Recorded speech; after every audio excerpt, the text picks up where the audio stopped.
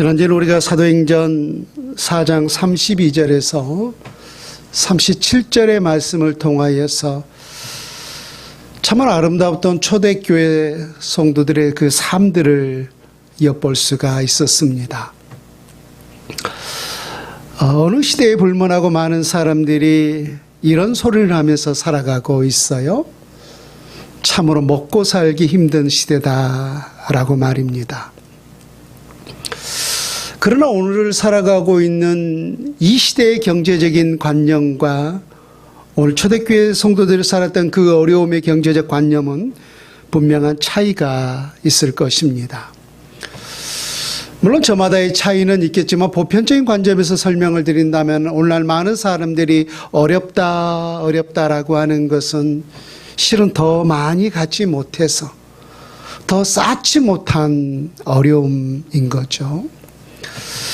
그러나 초대교회 성도들이 당하고 있었던 그 어려움이라고 하는 것은 우리 모든 인간의 가장 기초적인 삶이 되는 의식, 주를 해결함에 있어서의 어려움이었던 거죠.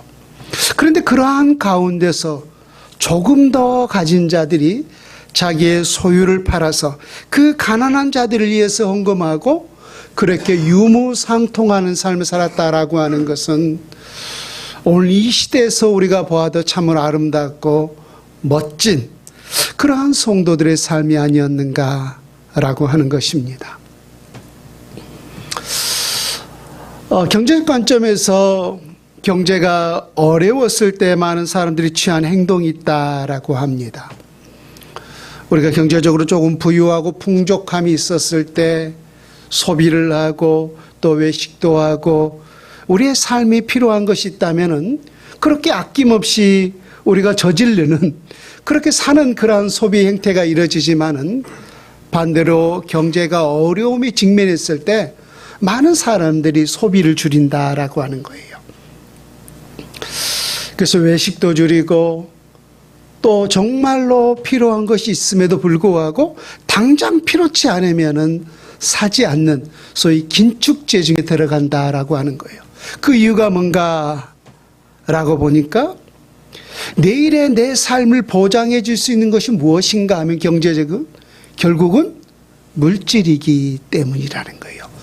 불확실한 그 내일의 미래에 있어서 내 삶을 안정되게 해줄 수 있는 것이 무엇인가 라고 생각했을 때 바로 물질이기 때문에 그 어려운 시대 속에서 많은 사람들이 소비를 줄이고 전략하면서 그렇게 긴축 재정에 들어간다라고 하는 거예요. 그런데 우리가 보았듯이 초대교회 우리 성도들이 살았던 삶, 우리보다 훨씬 더 가난하고 물질적으로 더 어려운 그러한 시대였다라고 하는 거예요. 그럼에도 불구하고 그 가난한 자들을 위해서 자기의 소유를 팔아서 아낌없이 그렇게 헌금하는 아름다운 삶을 살고 있었다라고 하는 거죠. 그러면 우리가 생각해 보았을 때 우리가 생각하는 그 물질의 관념이나 초대교회 기성 성도들이 살아갔던 그 물질의 관념이나 매 한 가지의 일터인데 그들을 어찌하여서 우리와는 달리 그렇게 자기의 소유를 팔아서 가난한 자들을 위해서 아낌없이 드릴 수가 있었는가라고 하는 거예요. 지난 32절 말씀에 그에 대한 해답을 주고 있죠. 사도행전 4장 32절 말씀을 다시 한번 볼까요? 믿는 무리가 한 마음과 한 뜻이 되어 모든 물건을 서로 통용하고 자기 재물을 조금이라도 자기 것이라 하는 이가 하나도 없더라. 그 물질이 절대적으로 필요한 그런 시대 속에서 그들이 아낌없이 그렇게 할 수 있었던 원인이 무엇인가 라고 보니까 어떤 사람도 자기 재물을 조금이라도 자기 것이라고 주장하는 이가 없었다라고 하는 거예요. 아니 내 손에 있으면 내 것이지 그럼 누구 거라는 거예요 그들은. 그들은 내게 주어진 것이지만은 이 모든 소유의 진정한 소유권이 주님께 있음을 고백하고 있었던 거예요. 여러분 이것이 바로 청지기 정신인 줄로 믿습니다. 우리 하나님의 사람들은 결단코 이러한 사실을 잊으면 안 돼요. 우리 삶의 모든 주권이 여러분 주님께 있는 줄로 믿습니다. 그래서 내 생명의 주권도 주님께 있고 우리의 자녀의 주권도 주님께 있고 내게 허락하신 이 모든 물질의 소유권 또한 주님께 있다라고 하는 거예요. 그래서 내가 이 땅에 살아가는 동안 이 한시적 이 시간 동안에 우리 하나님께서 내게 하나님의 그 필요를 따라 쓰라고 내게 맡겨주신 거예요. 이것이 바로 여러분 청지기 정신인 줄로 믿습니다. 그래서 초대교회 우리 모든 성도들은 비록 가난하고 힘들고 내 삶의 미래를 보장하는 그 물질이지만은 이 모든 주권이 바로 주님께 있음을 그들이 고백했기 때문에 그 물질이 절대적으로 필요한 그런 시대임에도 불구하고 하나님이 요구한 것에 하나님의 영광을 위해서 그들은 아름답게 이 물질을 사용했던 것입니다. 여러분, 그래 물질 때문에 조금 부유할 수도 있어요. 또 물질 때문에 우리가 조금 가난할 수도 있어요. 그러나 정말로 우리가 이 모든 것의 소유권이 주님께 있음을 고백하는 그러한 진정한 청지기 정신에 있다면은 우리는 물질에 많고 적음, 부유하고 가난임에 상관없이 그러한 물질에 휘둘리지 아니하고 우리는 정말로 자족하면서 하나님의 뜻을 실현해낼 수 있는 참으로 물질 때문에 우리의 마음이 흔들리지 않는 그러한 자족한 삶을 살아낼 수 있는 줄로 믿습니다. 우리 초대교회 성도들이 그러한 삶을 살았듯이 말입니다. 그런데 안타깝게도 오늘 우리가 주어진 본문의 말씀은 초대교회 성도들이 보여주었던 그 아름답고 뜨거웠던 그 사랑에 소위 찬물을 끼얹는 안타까운 사건이 기록이 되어 있습니다. 간단히 요약을 하자면 이겁니다. 아나니아 삽비라가 자기의 소유를 팔아서 오늘 사도들의 발 앞에 두었어요. 근데 이것이 전부냐라고 물었더니 실은 일부는 감추고 일부만 헌금을 하면서 마치 전체인 양, 예, 이겁니다라고 사도를 속이고 헌금을 했던 거죠. 근데 그 속임이 바로 사도 베드로가 말하기를 이것은 사람을 속임이 아니라 하나님을 속인 행위다 라고 하면서 이 사건으로 인하여서 그만 아나니아가 죽고 말았어요.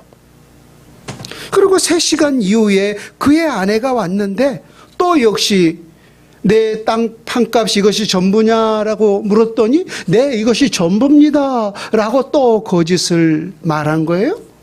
그래서 또 역시 사도 베드로가 어찌하여 성령을 시험하느냐 라고 하면서 그의 아내 삽비라 역시 죽임을 당하고 말았어요. 아니, 하나님 앞에 많고 적음을 떠나서 어찌됐든 그렇게 소유를 팔아서 우리 하나님 앞에 헌금을 했는데 그것으로 인하여서 소위 즉시 죽임을 당하고 말았다라고 하는 것입니다. 참 이러한 모습을 보았을 때 우리가 인간적인 면에서 생각해 본다면은 좀 너무한 게 아닌가라고 하는 그런 생각이 얼마든지 들 수가 있어요. 많고 적음에 상관없이 전부를 드렸던지 아니면 일부를 감추고 드렸던지 어떻게 그렇다고 해서 하나님은 이 두 사람을 즉각적으로 심판하여 죽음에 이를 수가 있는가? 이런 모습을 보면서 때때로 어떤 사람들이 이렇게 말할 수도 있을 거예요. 아니, 무서워서 어찌 신앙생활할 수 있겠는가? 라고 말입니다.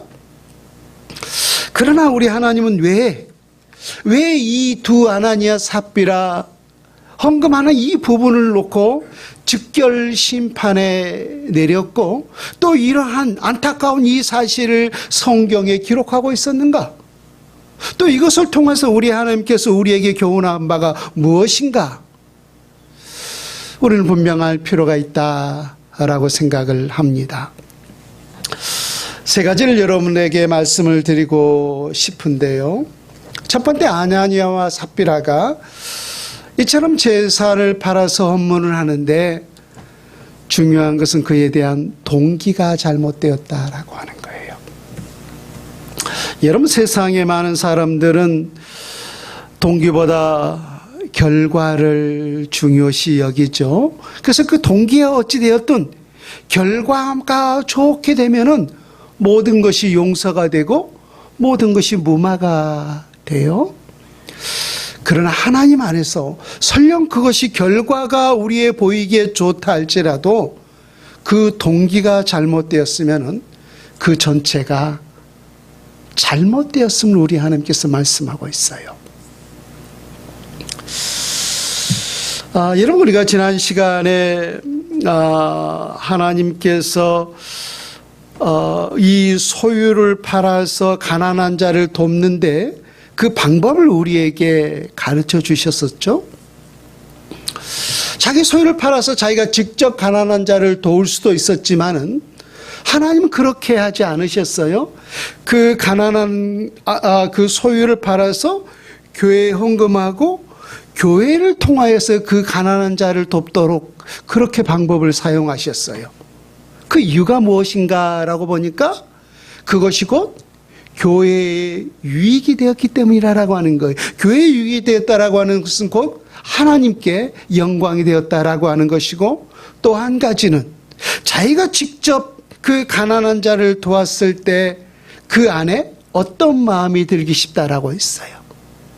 그쵸, 소위 공명심이죠. 공명심. 내가 이러한 일을 했다, 내가 이러한 일을 한 사람이다라고 하는 소위 공로주의에 빠질 염려가 있기 때문에 우리 하나님께서는 직접 다이렉트로 그 사람을 돕는 것이 아니라 교회를 통하여서 그렇게 돕도록 방법을 사용했던 것을 보게 돼요. 그렇다면은 오늘 아나니와 삽비라가 자신의 소유를 팔아서 가난한 자를 돕고자 했던 그 동기가 무엇이었을까라고 하는 거예요. 우리 지난 4장 36절과 37절 그리고 5장 1절과 2절 말씀을 연이어서 보면서 우리 같이 비교를 해봅니다. 먼저 4장 36절과 37절을 볼까요? 구브로에서 난 레이족 사람이 있으니 이름은 요셉이라. 사도들이 일컬어 바나바라, 번역하면 이로의 아들이라 하니 그가 밭이 있음에 팔아 그 값을 가지고 사도들의 발 앞에 두니라. 그러니까 얼마나 많은 사람들이 자기의 소유를 팔아서 그 가난한 자를 돕는 이러한 일들이 얼마나 많은 사람들이 참여해 있는지는 알 수가 없지만은 분명한 사실은 대표적으로 이 일을 한 사람을 기록하고 있어요. 그가 누구냐면 바로 바나바였던 거죠. 바나바. 근데 우리가 알고 있듯이 바나바가 이 초대교회를 형성함에 있어서 얼마나 기둥 같은 일을 했던 인물인지 몰라요. 첫 번째 그가 했던 일이 바로 사도 바울을 이끌었던 거죠. 사도 바울을. 그가 부활의 다메섹 동상에서 부활의 예수 그리스도를 만났지만은 아무도 그 사실을 사도들 가운데 인정해 주는 이가 없었던 거예요. 그래서 이제는 과거에는 그 유대교에 심취하여서 주 예수 그리스도를 믿는 자들을 잡아서 가두고 그런 일에 현안이 되어 있었는데 그가 회심하여서 하나님의 사람이 되었잖아요. 그래서 사도들과 도모하여서 주의 그 영광스러운 복음 사역을 감당해야 되는데 기존의 사도들이 아무도 그 사실을 믿지 못하는 거예요.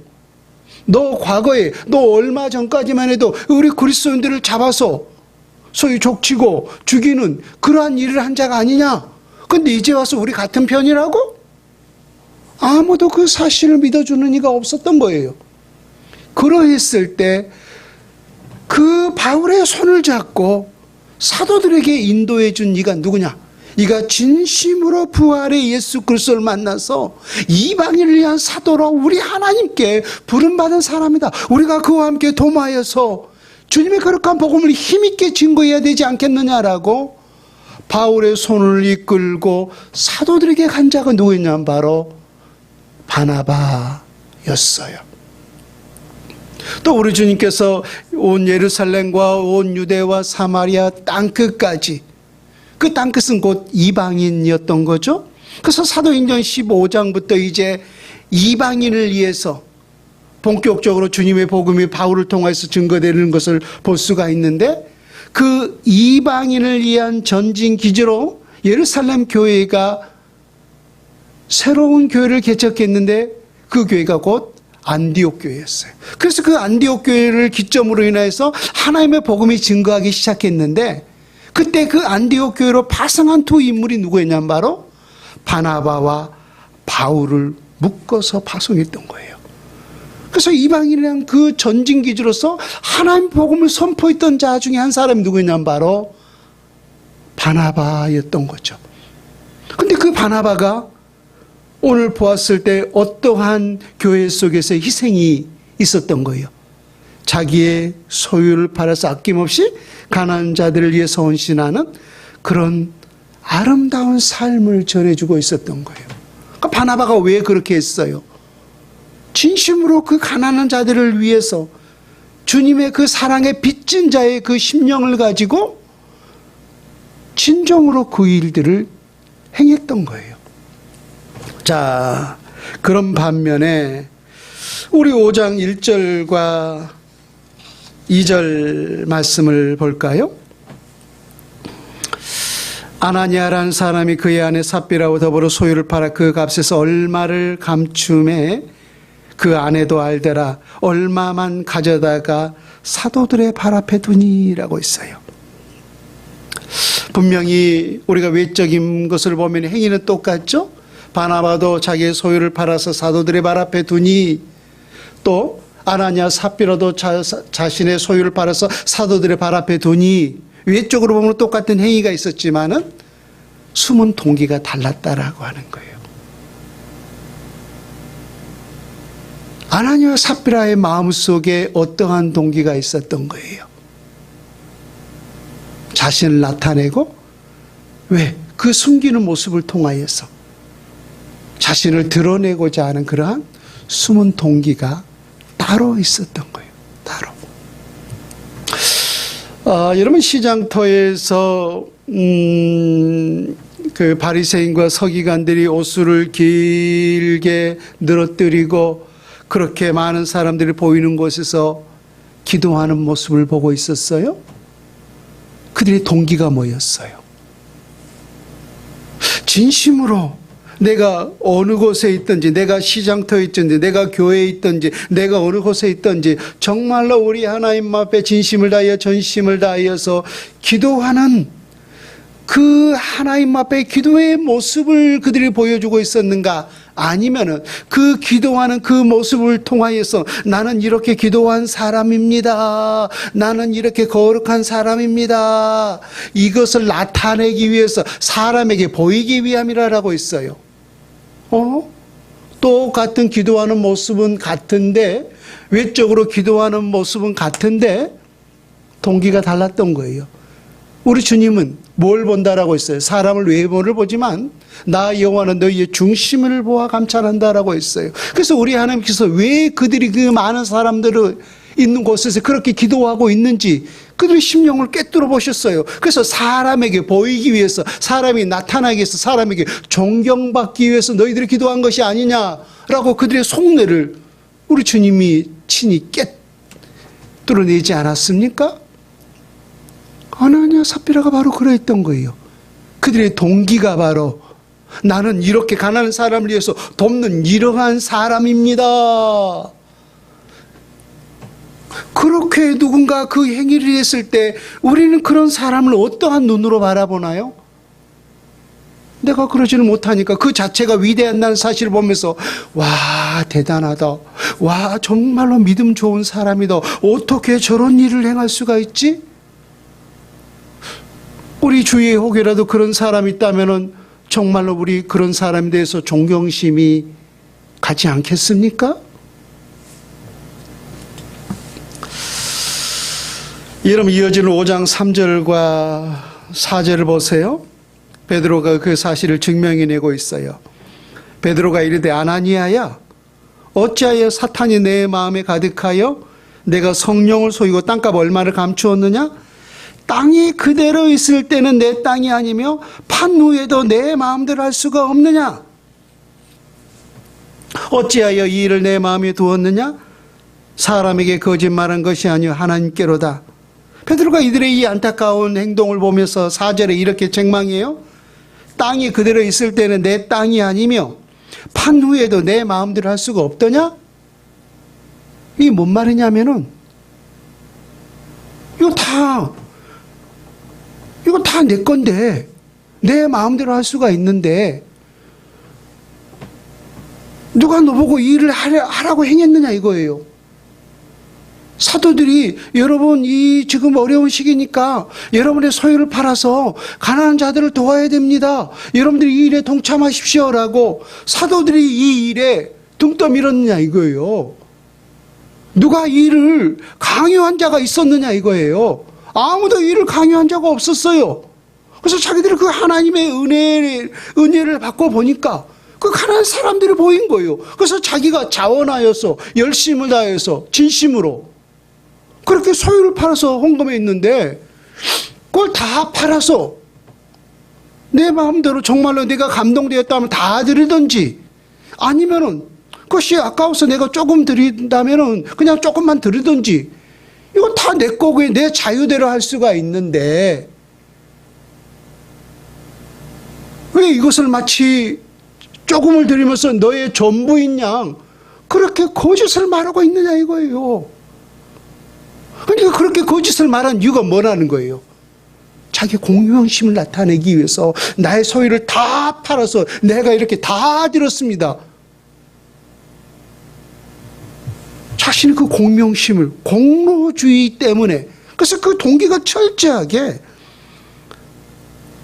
잘못되었다라고 하는 사실이에요. 잘못되었다라고 하는 사실. 두 번째 아나니아 삽비라의 죄악은 실은 성령을 속인 죄였다는 거예요. 하나님께 거짓말한 죄였다라고 하는 거예요. 이어지는 여러분 3절과 4절 말씀을 다시 한번 보십시오. 베드로가 이르되 아나니아여 어찌하여 사탄이 내 마음에 가득하여 내가 성령을 속이고 땅값 얼마를 감추었느냐? 땅이 그대로 있을 때는 내 땅이 아니며 판 후에도 내 마음대로 할 수가 없더냐? 어찌하여 이 일을 내 마음에 두었느냐? 사람에게 거짓말한 것이 아니요 하나님께로다. 또 이어지는 여러분 9절도 보십시오. 지금 3절과 4절은 아나니아에게 했던 말, 그의 남편이, 그리고 이어지는 9절은 그의 아내 삽비라에게 했던 말이죠. 9절 보면 베드로가 이르되 너희가 어찌 함께 있게 하여 주의 영을 시험하려 하느냐? 보라 내 남편을 장사하고 오는 사람들의 발이 문 앞에 이르렀으니 또 너를 메어 내어가라 하니. 우리가 이 두 구절을 보았습니다마는 아나니아와 삽비라 이 부부가 거짓을 말하고 속인 대상이 누구였는가라고 하는 거예요. 그들은 진심으로 하나님을 믿지 못했기 때문에 어쩌면은 사도 베드로 또 사도들 또 교회를 속인 것이라고 분명히 생각했을 거예요. 근데 그 행위를 우리 하나님은 무엇으로 받아들였던 거예요? 이것은 사람에게 거짓말한 것이 아니요 하나님께 거짓말한 것이다.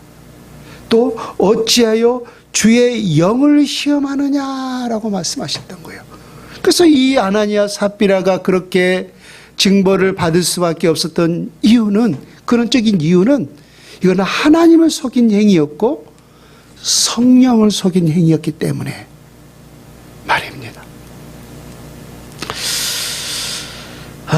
그렇다면 이들은 왜 이처럼 하나님을 속이고 주의 영을 시험하였을까? 그 근원적인 원인이 있음을 또한 성경에 밝혀주고 있는데 3절에 뭐라고 기록되어 있느냐면은 베드로가 이렇게 말합니다. 베드로가 이르되 아나니아야 어찌하여 사탄이 내 마음에 가득하여 내가 성령을 속이고 이 아나니아와 삽비라 이 두 부가 하나님께 거짓을 말하고 성령을 속일 수밖에 없었던 영적 근원이 있었어요. 그 안에 무엇이 가득했다는 거예요? 사탄이 내 마음에 가득하여 라고 있어요.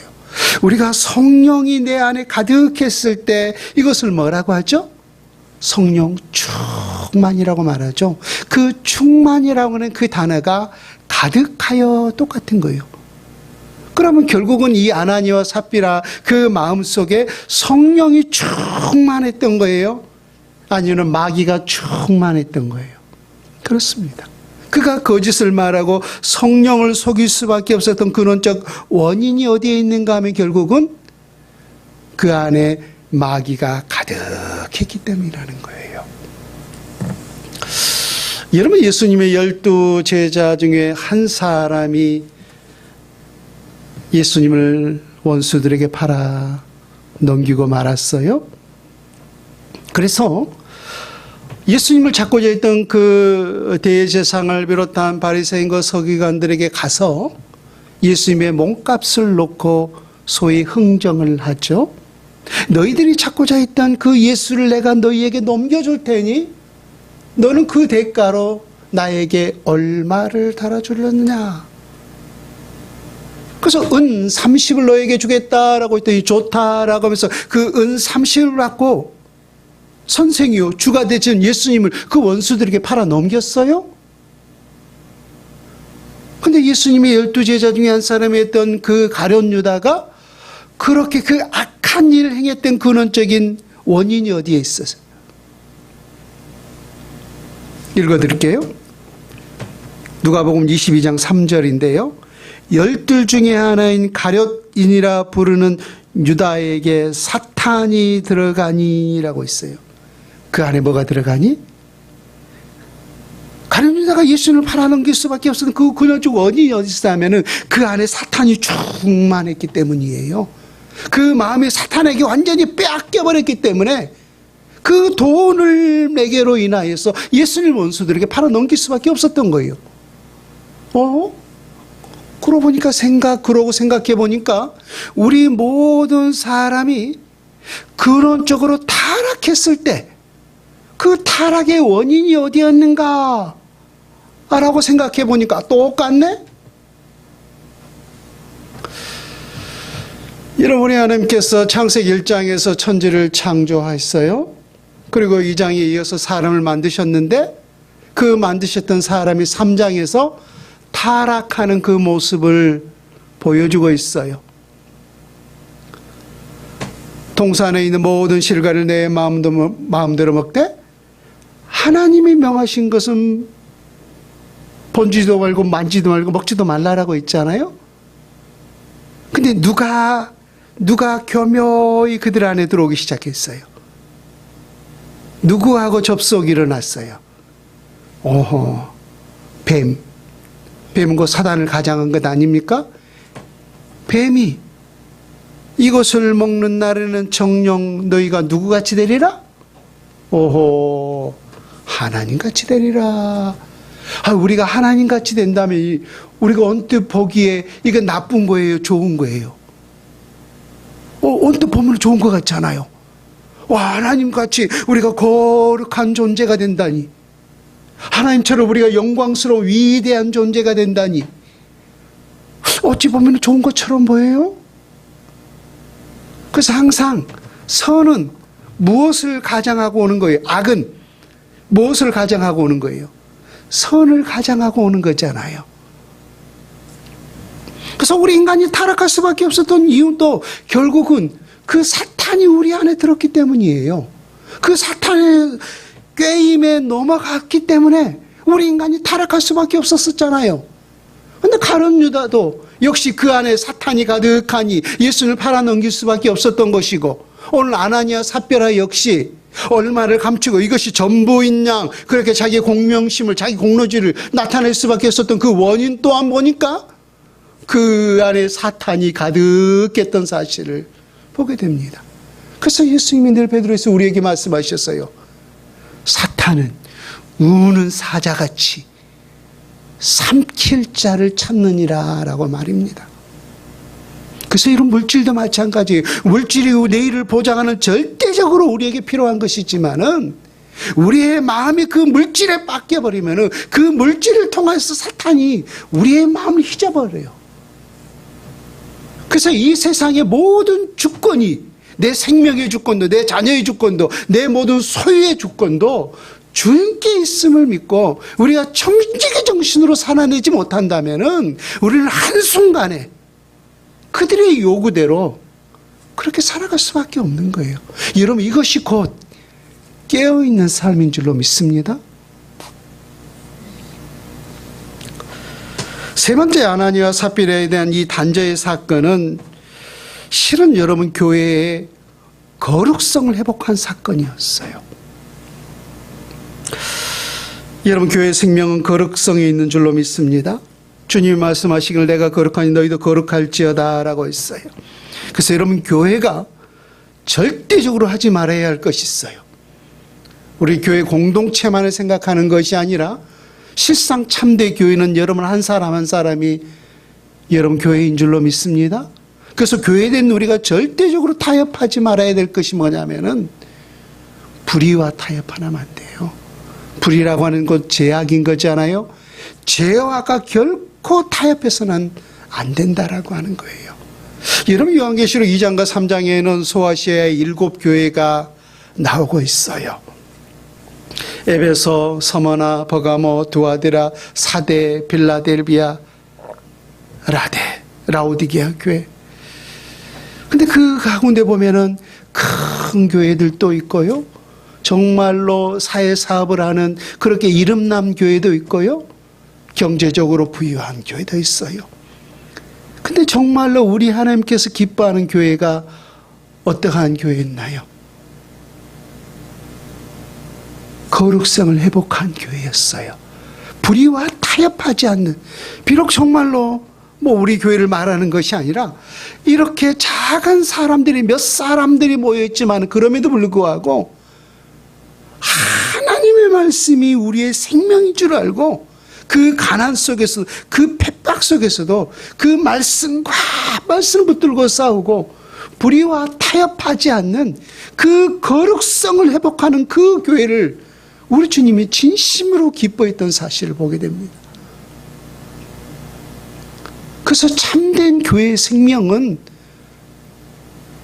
우리가 얼마나 주님의 그 거룩한 말씀을 붙들고 거룩성을 회복하며 살아가고 있는가, 이 거룩성이 있다라고 하는 거예요. 근데 보세요.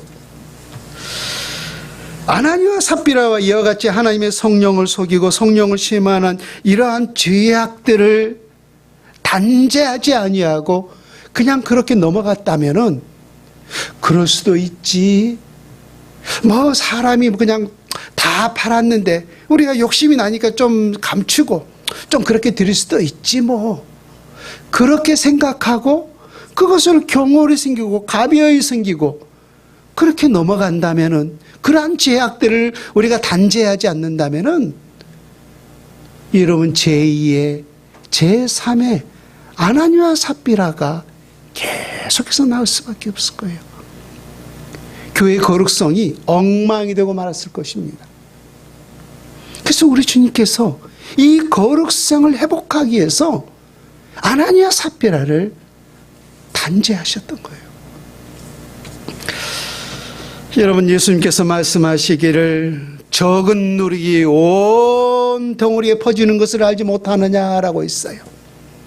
아마 연세가 조금 있으신 분들은 어려서 각각의 집에서 그 농주를 담아 드셨던 사실을 아실 겁니다. 저도 그랬습니다.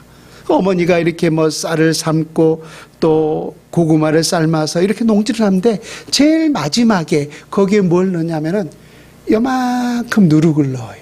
요만큼 누룩.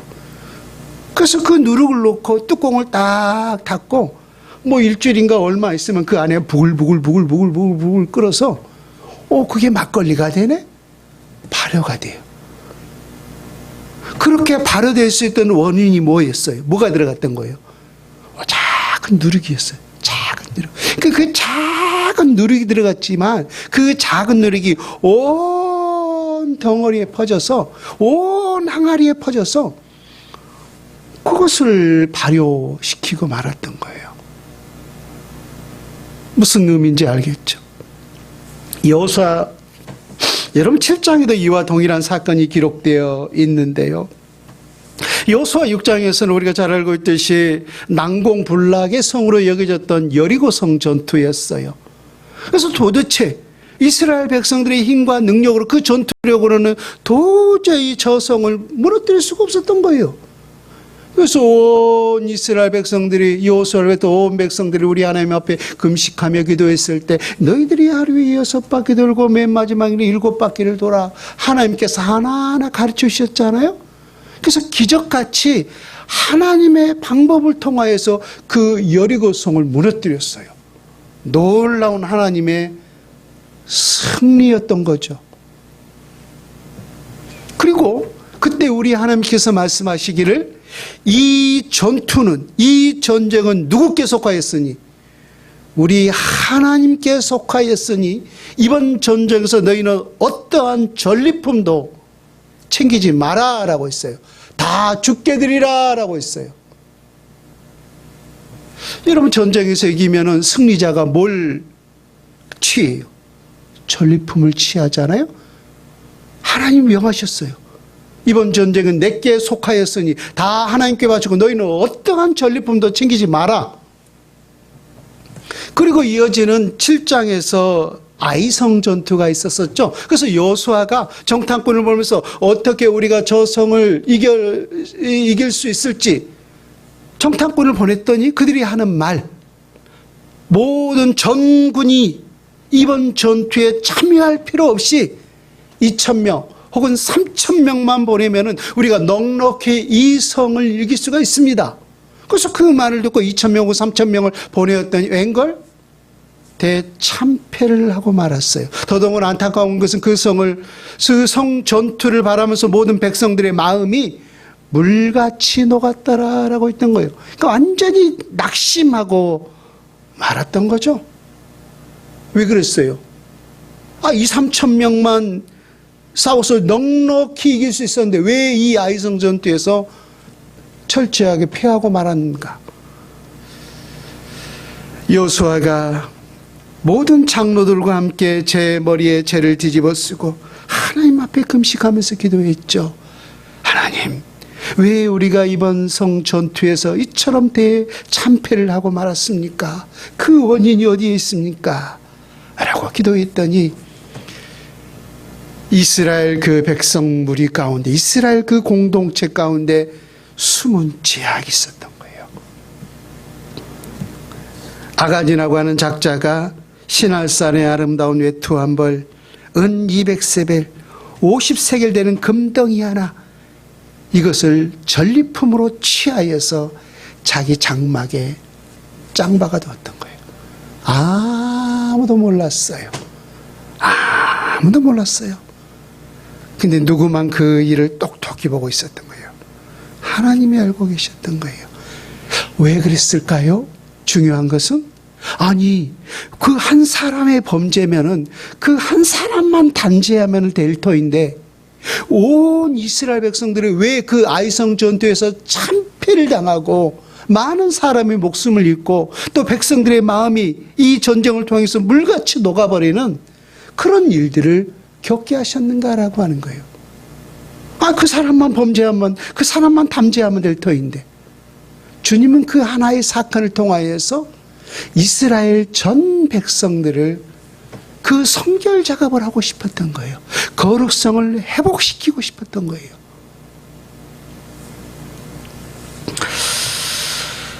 만약에 그들이 단죄하지 않았더라면은 앞으로 계속해서 모든 전쟁마다 역시나 제2, 제3의 아간의 범죄가 나올 수밖에 없었던 거예요. 그래서 무엇보다 뭐에 더 많다고? 제사보다 제밥에 관심이 있다라고 말을 하죠.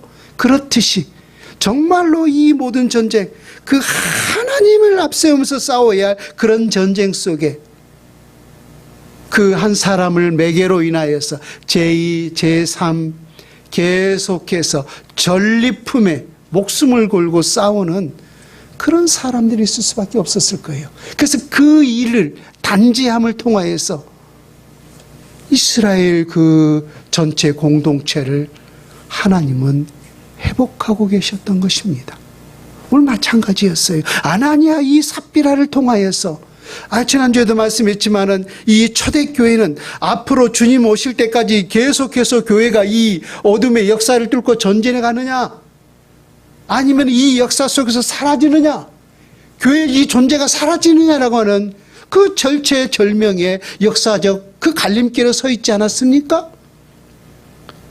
근데 그러한 것들을 용납하고 그러도 되겠지, 뭐 하나님은 사랑이시니까 뭐 이런 것쯤은 그냥 좀 봐주겠지, 용서하겠지, 우리 인간적으로 너그러운 마음을 가지고 그렇게 우리가 대한다면은 어찌 오늘 이 시간까지 하나님의 이 거룩한 교회가 존속될 수가 있었겠는가라고 하는 거예요. 여러분, 부패되는 것은 반드시 썩을 수밖에 없는 겁니다. 썩는 것은 없어질 수밖에 없는 거예요. 다시금 오늘 본문으로 돌아가서 5장 10절과 11절의 말씀을 보십시오. 사도행전 5장 10절과 11절 말씀. 그가 베드로의 발 앞에 엎드려져 혼이 떠나는지라 젊은 사람들이 들어와 죽은 것을 보고 메어다가 그의 남편 곁에 장사하니. 11절 말씀 우리 다 같이 합독해서 읽습니다. 시작. 온 교회와 이 일을 듣는 사람들이 다 크게 두려워하니라. 그걸 보면서 모든 사람들이 누구를 두려워하게 되었던 거예요? 하나님을 두려워하게 됐던 거예요. 여러분, 이 말씀을 들으면서 혹시 여러분 가운데는 두려움이 안 생깁니까? 저는 엄청 두렵습니다. 나도 그럴까 봐 두려워요.